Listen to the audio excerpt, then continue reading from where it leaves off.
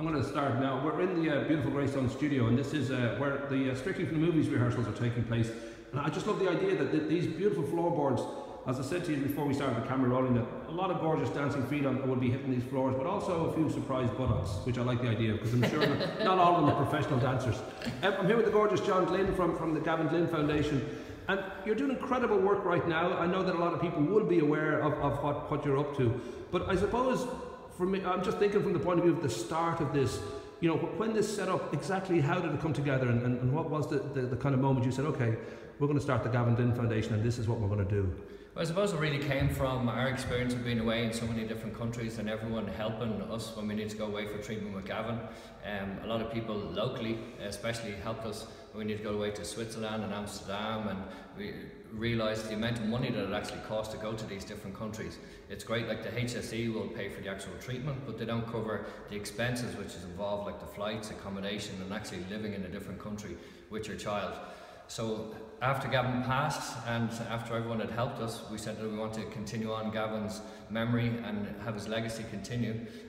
So we knew we wanted to do something that we knew what we experienced, which was basically going to different countries. So we established the Gavin Glynn Foundation mainly to help all children that are diagnosed with cancer in Ireland that need to go overseas for treatment, and we cover their flights, their accommodation, their expenses, everything that's involved. So we're taking the heartache away from the logistical side of arranging all the transportation to get the actual families to the countries, so they can really focus on looking after their child and not worried about how we're going to get there, how we're going to, you know, pay for the flights, how we're going to pay for the expenses, all that sort of thing. So we take all of that on board and take the heartache really away from the actual families.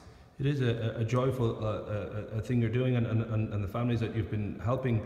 Yeah, I kind of know from speaking to yourself and just seeing the reaction, the huge joy that comes with somebody basically helping them carry the weight, and it's a huge weight. I mean, that idea of once it was up and running, and you've got a very busy year this year.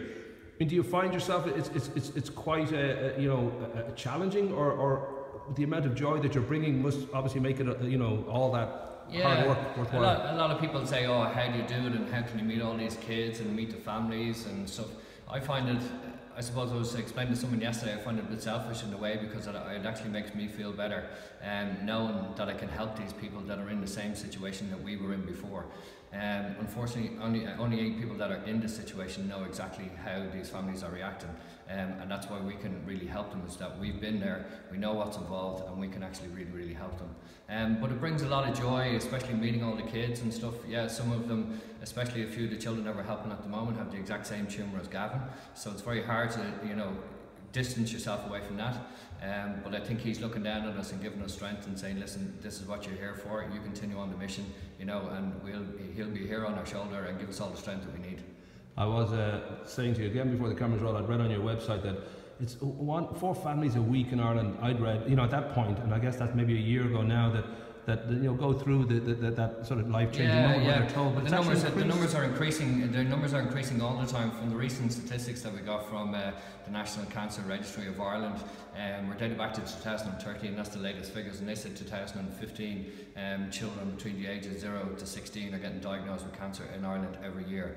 So we can, you know, safely say that those numbers have gone up, you know, and they're going up every year. And we just recently found out now this morning that the amount of children that actually need to go away for treatment every year is going up and up and up. In 2015, it was 19 children that actually need to go overseas for treatment.